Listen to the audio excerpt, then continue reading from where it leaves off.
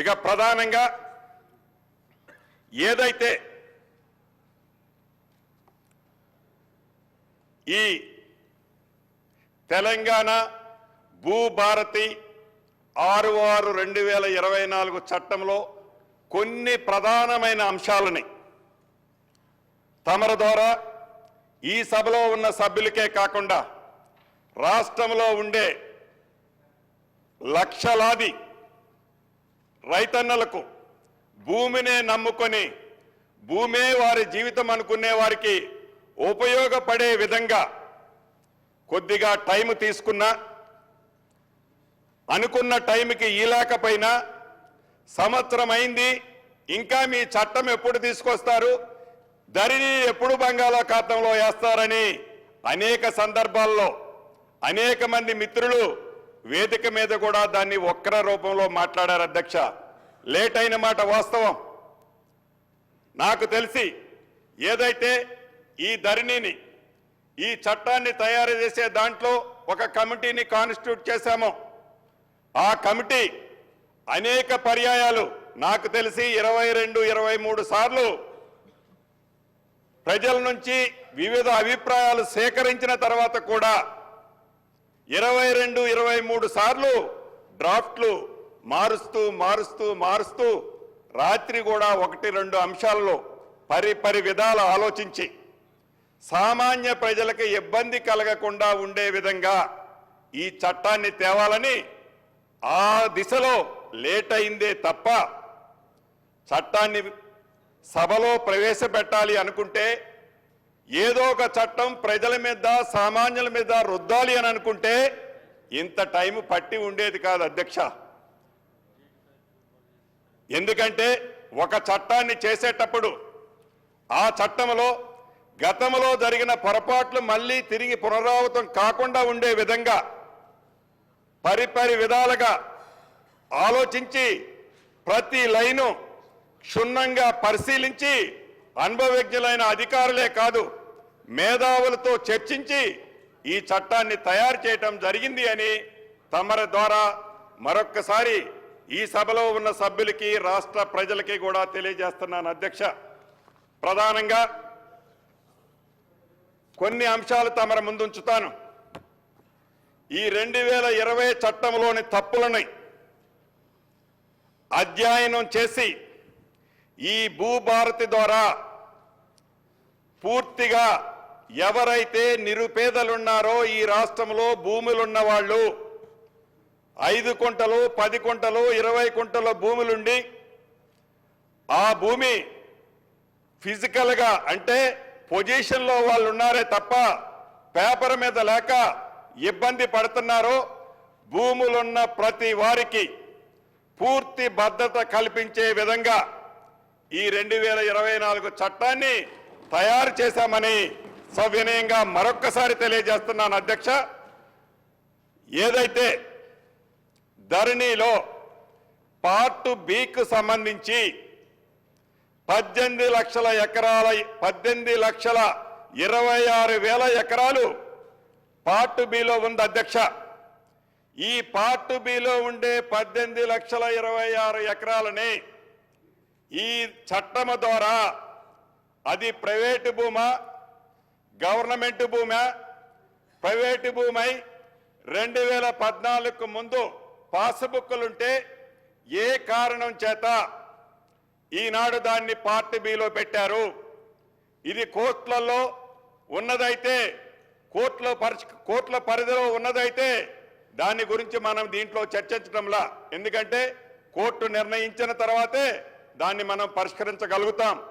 అదే రకంగా ప్రభుత్వానికి సంబంధించిన అది ఫారెస్ట్ ల్యాండ్ కావచ్చు, వక్ఫ్ బోర్డు ల్యాండ్ కావచ్చు, ఇంకా దేవాలయ భూములు కావచ్చు, ఇతరత్ర ప్రభుత్వానికి సంబంధించిన సంస్థల్లో ఉన్న భూములని బైఫర్కేట్ చేసి ప్రజలకు సంబంధించిన ఆస్తులకి పూర్తి భద్రత ఈ పార్ట్ బిలో ఉన్న వాటిని ఈ చట్టం ద్వారా పరిష్కరించడం జరుగుద్ది. అధ్యక్ష, అదే రకంగా గ్రామీణ ప్రాంతంలో ఉండే ఇళ్లుంటాయి. అధ్యక్ష, ఆ ఇల్లున్న స్థలాలకి, ఇంటికి పరిసర ప్రాంతాల్లో ఉండే స్థలాలకి వాటికి ఏ రకమైన టైటిల్ ఉండదు అధ్యక్ష, ఏ రకమైన పేపర్ ఉండదు అధ్యక్ష. అటువంటి భూములు ఏవైతే ఆబాదీ భూములు కానీ, అదే రకంగా గ్రామ కంటాలు కానీ, వీటిని ఆబాదీ భూములకి గ్రామ కంటాల భూములకి పరిష్కార మార్గాన్ని కనుగొనేది ఈ చట్టంలో పొందుపరచడం జరిగింది. ఈ ఆబాదీ భూములకి రాబోయే రోజుల్లో వాటికి కూడా చట్టబద్ధతతో పాటు ఒక కార్డుని, అంటే వారికి హక్కు ఉన్న కార్డుని పూర్తిగా ఈ చట్టంలో పేర్కొనబడింది. అదే రకంగా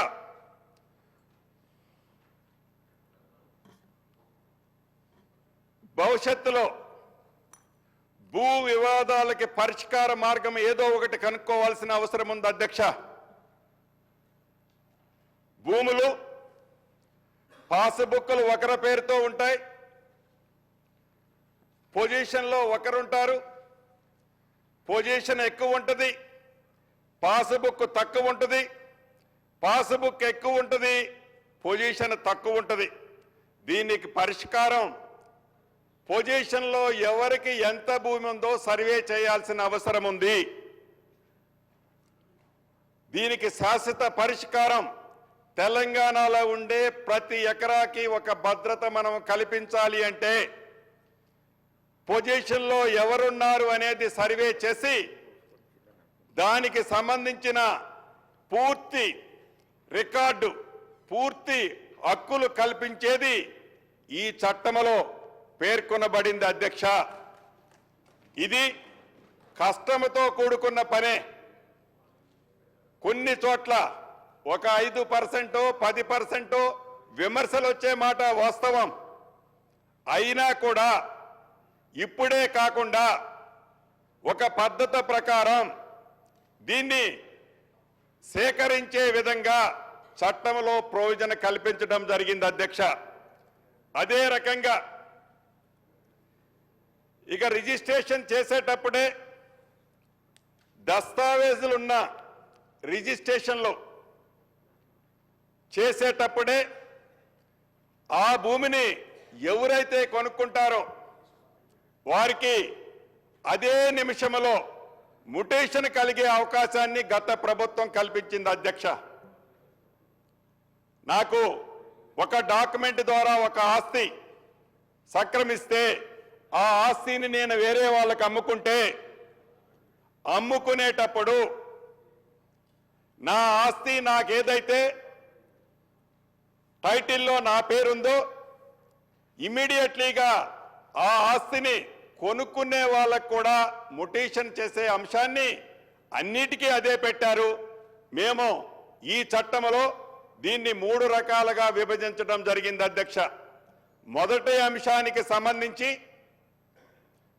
అంశానికి సంబంధించి ఏదైతే క్లియర్ టైటిల్తో భూములు అమ్ముకునేటప్పుడు కొనుక్కునే వారికి డాక్యుమెంట్తో పాటు మ్యుటేషన్ కూడా చేసే హక్కు 2020 చట్టంలో ఆనాటి మాజీ ముఖ్యమంత్రి గారు పెట్టడం జరిగింది. దాన్ని యాజ్ ఇట్ ఈజ్గా ఏ భేషజాలకి పోకుండా అది మంచిది కాబట్టి దాన్ని యాజ్ ఇట్ ఈజ్గా ఉంచటం జరిగింది. అది ఒక్కటే ఈ 2020 చట్టంలో మంచి కార్యక్రమం. దాంట్లో కూడా ఒకటి మిస్ అయ్యారు అధ్యక్ష. ఏం మిస్ అయ్యారంటే దాంట్లో గౌరవ హరీష్ రావు గారు రాసిన లెటర్లో కొన్ని పాయింట్లో ఇది కూడా మెన్షన్ చేశారు అధ్యక్ష. దాన్ని కూడా పరిగణనలోకి తీసుకున్నాం ఈ చట్టంలో. ఏదైతే డాక్యుమెంట్ ద్వారా రిజిస్ట్రేషన్ జరిగిందో, మ్యుటేషన్ అయిందో, దాంట్లో కూడా ఏదైనా అబ్జెక్షన్స్ ఉంటే ఏదో ఒక ప్లాట్ఫారం మీద వాళ్ళు అప్లై చేసుకునే విధంగా ఈ డాక్యుమెంటు ఎంఆర్ఓ గారి దగ్గర రిజిస్ట్రేషన్ అవుతుంది కాబట్టి నెక్స్ట్ అప్పీల్ అథారిటీ ఆర్డీఓ గారు కలెక్టర్ గారికి పెట్టడం జరిగింది అధ్యక్ష.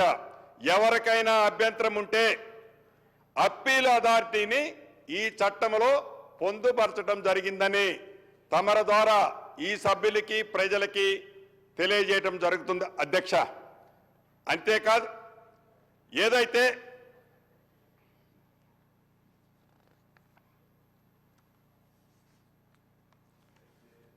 వారసత్వ పరంగా వంశ పారంపర్యంగా ఏవైతే భూములు సంక్రమిస్తాయో ఆ కుటుంబానికి వస్తాయో ఆ వచ్చే భూములు ఏవైతే ఉన్నాయో ఆ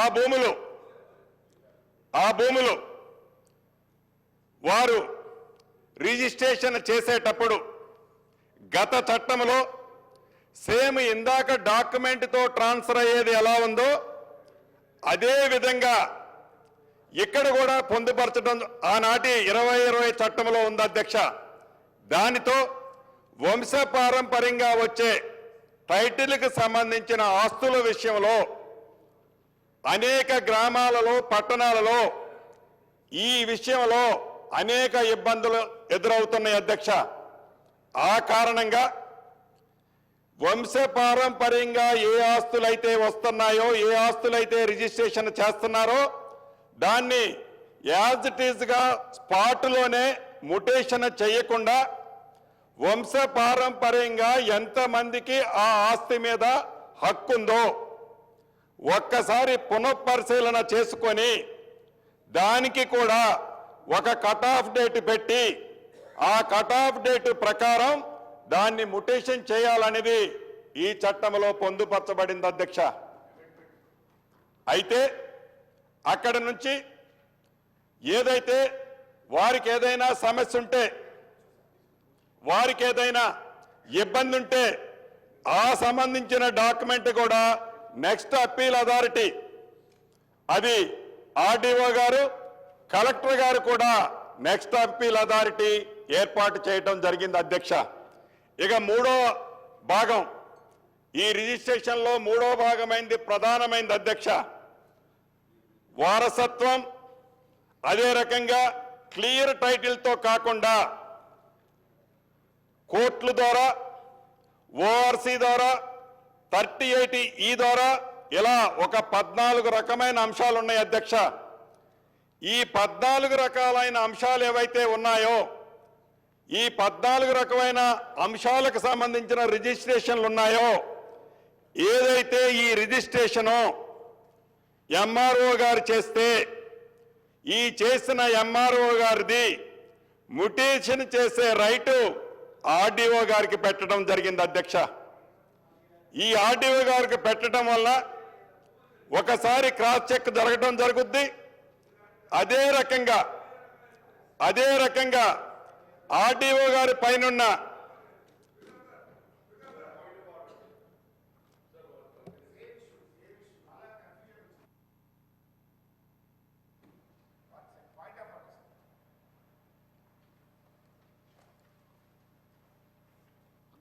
Honorable Speaker, sir.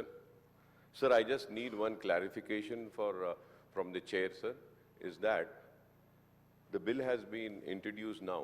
The silent features are being getting read by the Honorable Minister Saab. So I would like to know whether we will be getting a chance to give our amendments or not. Because I was told and informed that it has been suspended. It has been announced by the chair. Secretary Saab, I just went and clarified. He said that it has been announced in the House that the bill will be introduced and today itself the bill will be cleared. So I would like to know, sir, because the rule position says, sir, that you have to give some time. And if a minimum time, at least 12 hours needs to be given for a members to submit their amendments. And now that, sir, in, last night also, sir, at 12 o'clock on the website, in the agenda, it was mentioned, sir. रात के 12 बजे आ रहा है साहब हमारे को agenda और ये बिल इतना बड़ा है, इसको थोड़ा वक्त अगर देंगे आप तो हम प्रिपेयर कर सकते हैं, अपने अमेंडमेंट्स भी दे सकते हैं. We can give our good suggestions also in this bill, sir. Because earlier government has committed big mistakes and blunders in this, sir. We do not want the same mistakes to be repeated again by the Congress government. So kindly I request the Honorable Chair to give us a time to submit our amendments and we can continue this debate tomorrow, sir, after your briefing on the bill, sir. Yes, amendment के लिए मौका दीजिए. అయితే గౌరవ సభ్యులు ఏవైతే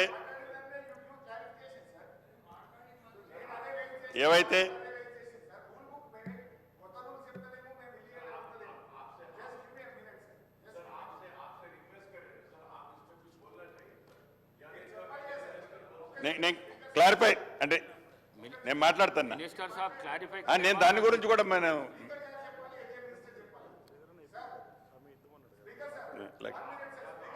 అధ్యక్ష గౌరవ సభ్యులు ఏదైతే మాట్లాడారో అది చాలా వాల్యుబుల్ పాయింట్ అధ్యక్ష.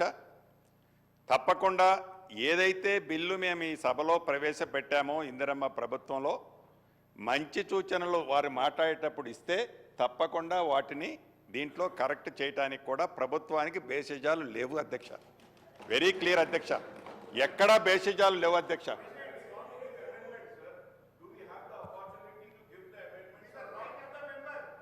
సో మాట్లాడిన తర్వాత please boy first sir I'm introduce this bill please.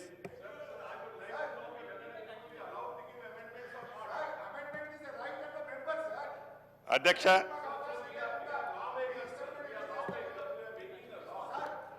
ఈ 14 రకాల అంశాలకు సంబంధించిన ఏవైతే విషయాలున్నాయో ఎంఆర్ఓ గారు రిజిస్ట్రేషన్ చేస్తే ముటేషన్ చేసే రైటు నెక్స్ట్ ప్లేస్ అయిన ఆర్డీఓ గారికి ఇవ్వటం జరిగింది అధ్యక్ష.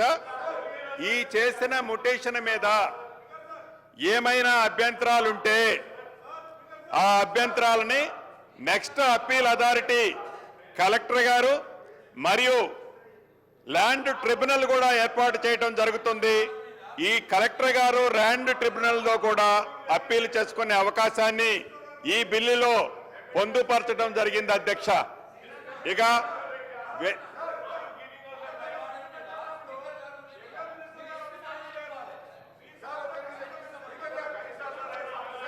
మాట్లాడండి మినిస్టర్ గారు.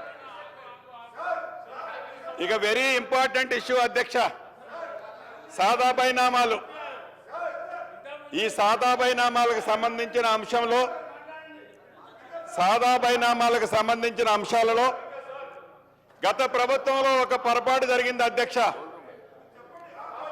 రాష్ట్ర వ్యాప్తంగా ఏదైతే 2020 చట్టము ఏర్పరచడానికి ముందు ఒక 3 రోజులు, చట్టము ఏర్పడిన తర్వాత ఒక 8 రోజులు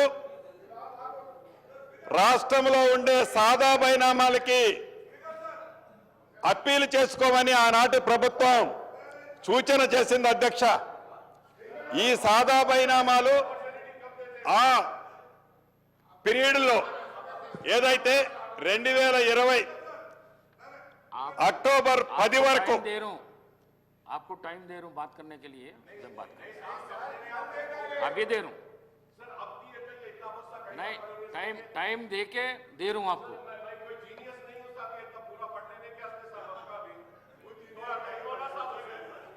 यू आर वेरी शार्प है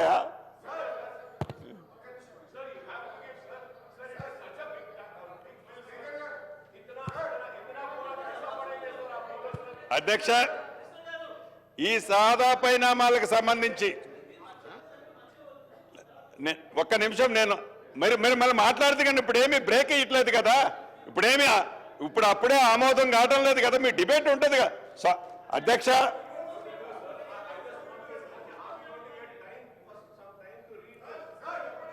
అధ్యక్ష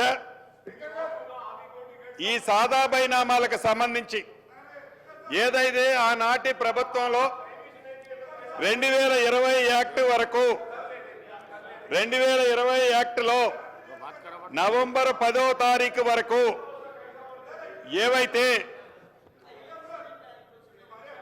అప్లికేషన్లో ఆన్లైన్లో రిసీవ్ చేసుకున్నారో సుమారు 9,24,000 అప్లికేషన్లు ఆన్లైన్లో చట్టానికి ముందు LMA